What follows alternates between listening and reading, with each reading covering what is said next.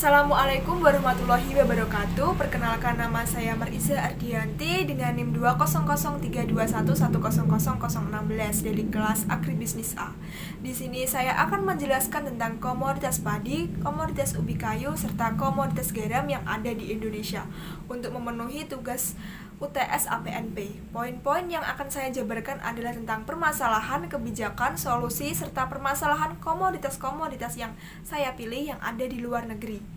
Yang pertama, komoditas padi. Komoditas padi sudah sejak lama merupakan indikator perekonomian Indonesia. Hal ini berarti bahwa harga beras ataupun harga padi merupakan cerminan kemampuan suatu negara dalam mengelola ekonominya. Manajemen produksi padi memiliki pengaruh terhadap pengelolaan konsumsi dan berdampak pada sektor lain. Permasalahan yang ada pada komoditas padi yang ada di Indonesia ini rata-rata ada pada minimnya fasilitas irigasi, tingginya biaya input produksi dan yang diproyeksikan dengan harga pupuk dan bibit padi. Lalu rendahnya tingkat produktivitas padi dan minimnya akses pasar. Kebijakan yang ada di Indonesia harus mencakup pembuatan kawasan agribisnis padi yang modern, tanggung dan pemberian jaminan kesejahteraan yang baik untuk petani. Peningkatan efisiensi daya saing usaha tani komoditas padi, pengelolaan dan pemanfaatan sumber daya alam secara optimal, efisiensi dan produktif serta berkelanjutan yang dapat mendukung ketahanan ekonomi dan pelestarian lingkungan. Pemberdayaan petani dan masyarakat pedesaan juga, pengembangan kelembagaan dan kemitraan yang modern, tangguh, efisien, dan produktif.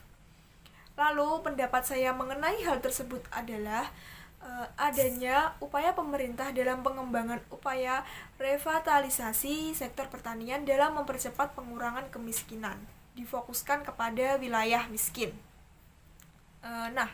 Untuk solusi yang tepat untuk hal tersebut adalah pembangunan infrastruktur khususnya irigasi dengan peningkatan penganggaran untuk alokasi pembangunan irigasi, penyediaan pupuk dan bibit yang memadai dengan penguatan kelompok tani guna mencapai efisiensi skala ekonomi.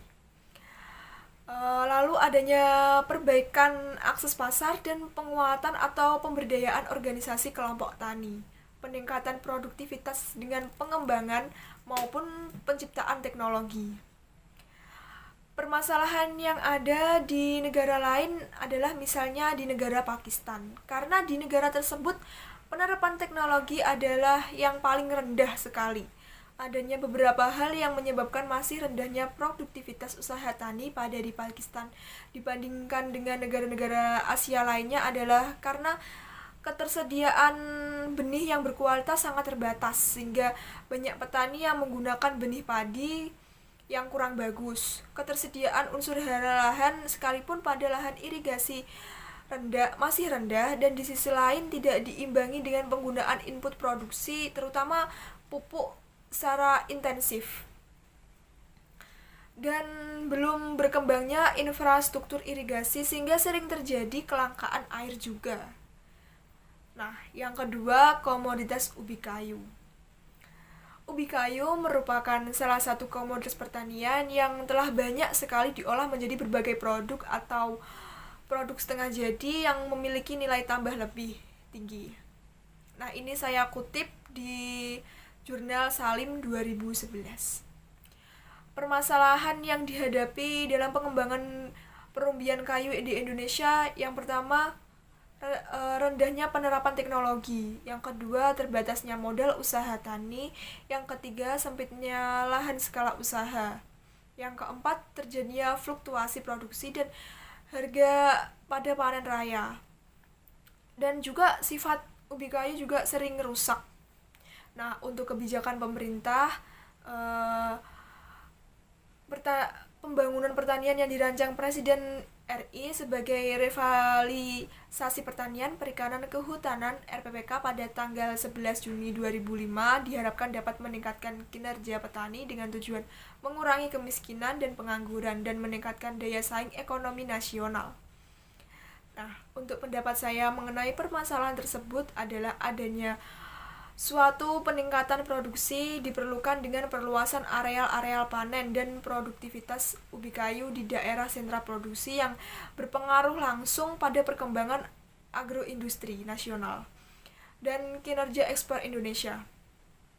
Lalu perlunya dilakukan pengkajian teknologi di tingkat usaha tani dan pasca panen, terutama pengelolaan yang sesuai dengan sumber daya lokal serta teknologi pasca panen yang sesuai dengan kemampuan penguasaan oleh petani atau masyarakat pedesaan.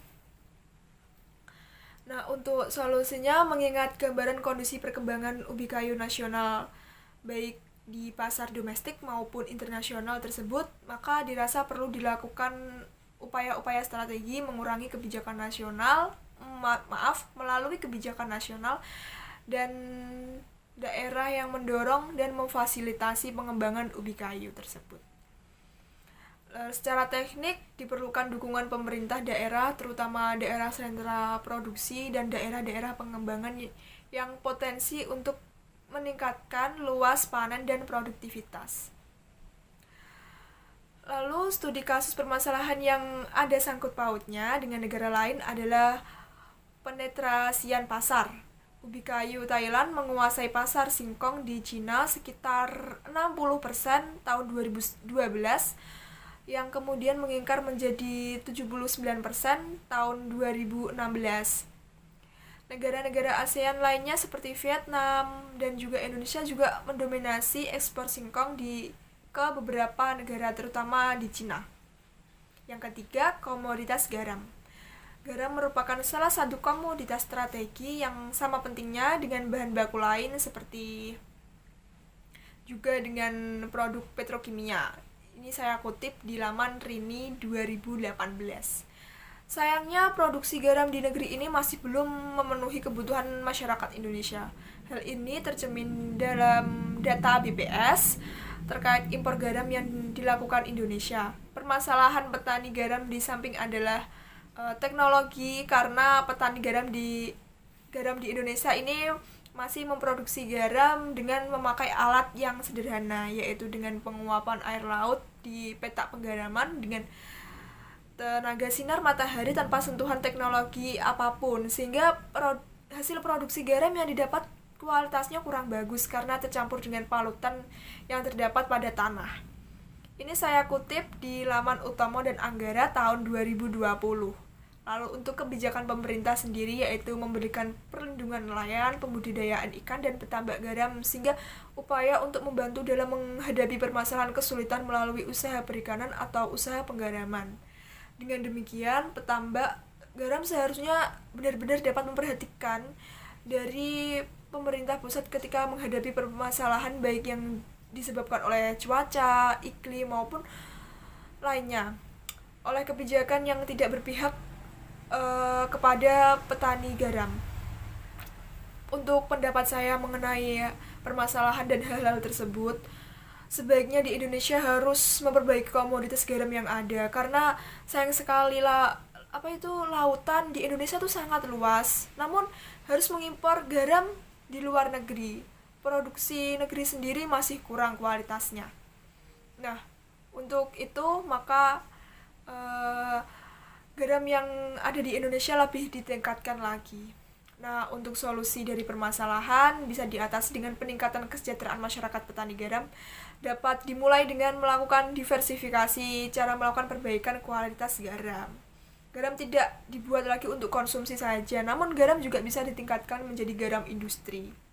Nah, untuk kesimpulan sendiri dari komoditas-komoditas tersebut, dapat disimpulkan bahwa di Indonesia ini lahan pertaniannya sangat luas, lautannya juga sangat luas, namun produksi pertanian yang ada sangat kurang maksimal, sehingga harus mengimpor dari luar negeri. Karena menurut saya teknologi di Indonesia pertaniannya tuh masih sangat kurang, hingga kualitasnya juga kurang bagus. Nah, cukup sekian dari saya. Bila ada kurang lebihnya saya mohon maaf. Wassalamualaikum warahmatullahi wabarakatuh. Tetap semangat!